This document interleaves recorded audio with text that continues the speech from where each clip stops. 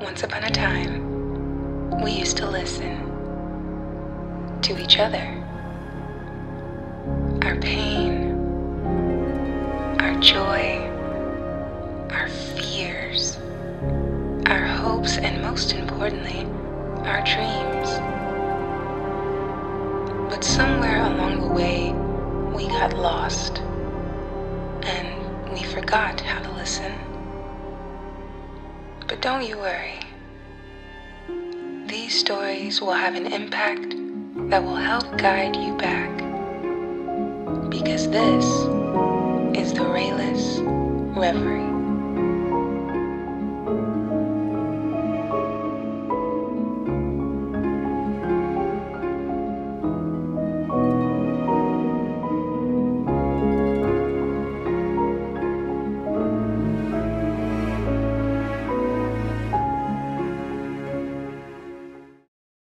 It was quite by accident I discovered this incredible invasion of Earth by life forms from another planet. As yet, I haven't done anything about it. I can't think of anything to do. I wrote to the government, and they sent back a pamphlet on the repair and maintenance of frame houses. Anyhow, the whole thing is known. I'm not the first to discover it. Maybe it's even under control. I was sitting in my easy chair, idly turning the pages of a paperback book someone had left on the bus, when I came across the reference that first put me on the trail. For a moment, I didn't respond. It took some time for the full import to sink in. After I'd comprehended, it seemed odd I hadn't noticed it right away. The reference was clearly to a non-human species of incredible properties, not indigenous to Earth. A species, I hasten to point out, customarily masquerading as ordinary human beings. Their disguise, however, became transparent in the face of the following observations by the author. It was at once obvious the author knew everything, and was taking it in his stride. The line, and I tremble remembering it even now, read, "His eyes slowly roved about the room." Vague chills assailed me. I tried to picture the eyes.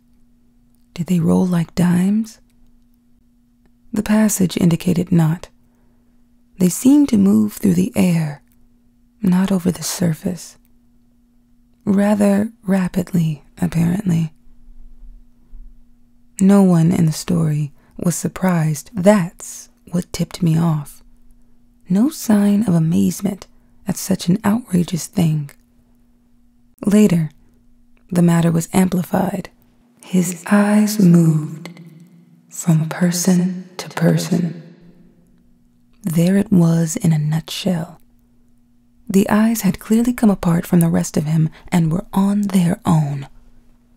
My heart pounded and my breath choked in my windpipe. I had stumbled on an accidental mention of a totally unfamiliar race. Obviously non-terrestrial. Yet, to the characters in the book, it was perfectly natural, which suggested they belonged to the same species. And the author? A slow suspicion burned in my mind. The author was taking it rather too easily in his stride. Evidently, he felt this was quite a usual thing. He made absolutely no attempt to conceal this knowledge. The story continued. Presently, his eyes fastened on Julia. Julia, being a lady, had at least the breeding to feel indignant. She is described as blushing and knitting her brows angrily. At this, I sighed with relief. They weren't all non-terrestrials. The narrative continues. Slowly, calmly, his eyes examined every inch of her. Great Scott! But here the girl turned and stomped off, and the matter ended. I lay back in my chair, gasping with horror. My wife and family regarded me in wonder. "What's wrong, dear?" my wife asked. I couldn't tell her. Knowledge like this was too much for the ordinary run-of-the-mill person. I had to keep it to myself. Nothing, I gasped. I leaped up, snatched the book, and hurried out of the room.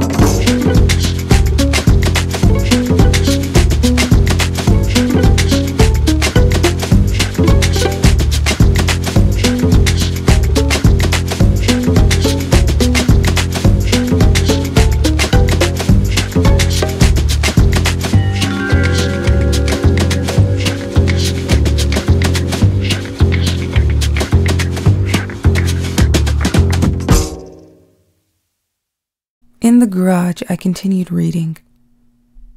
There was more. Trembling, I read the next revealing passage. He put his arm around Julia. Presently, she asked him if he would remove his arm.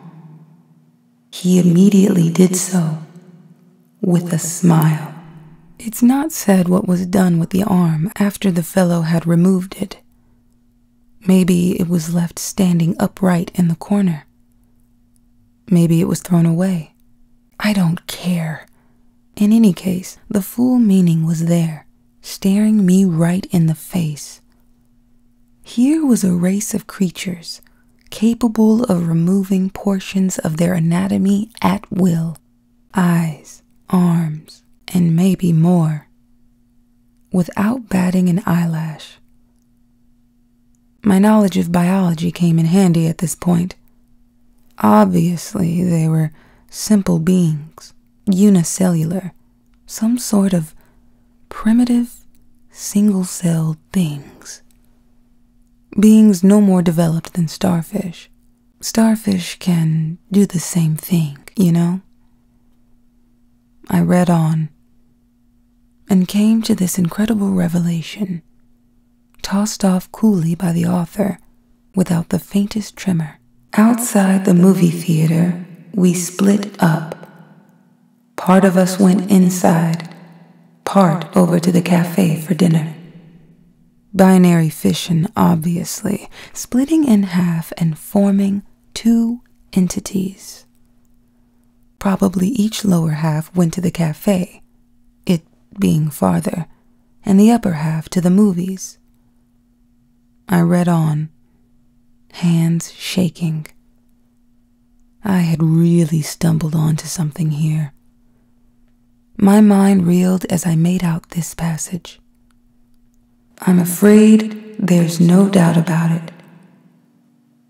Poor Bibney had lost his head again, which was followed by, and Bob says he has utterly no guts. Yet Bibney got around as well as the next person. The next person, however, was just as strange. He was soon described as totally lacking in brains. There was no doubt of the thing in the next passage. Julia, whom I had thought to be the one normal person, reveals herself as also being an alien life form, similar to the rest. Quite deliberately, Julia had given her heart to the young man. It didn't relate what the final disposition of the organ was, but I didn't really care. It was evident Julia had gone right on living in her usual manner, like all the others in the book, without heart, arms, eyes, brains, viscera, dividing up in two when the occasion demanded. Without a qualm, thereupon she gave him her hand. I sickened. The rascal now had her hand, as well as her heart. I shudder to think what he's done with them by this time. He took her arm. Not content to wait, he had to start dismantling her on his own. Flushing crimson, I slammed the book shut and leaped to my feet. But not in time to escape one last reference to those carefree bits of anatomy whose travels had originally thrown me on the track. Her eyes followed him all the way down the road and across the meadow. I rushed from the garage and back inside the warm house, as if the accursed things were following me. My wife and children were playing Monopoly in the kitchen. I joined them and played with frantic fervor, brow feverish, teeth chattering. I had had enough of the thing. I wanted to hear no more about it. Let them come on. Let them invade Earth. I don't want to get mixed up in it. I have absolutely no stomach for it.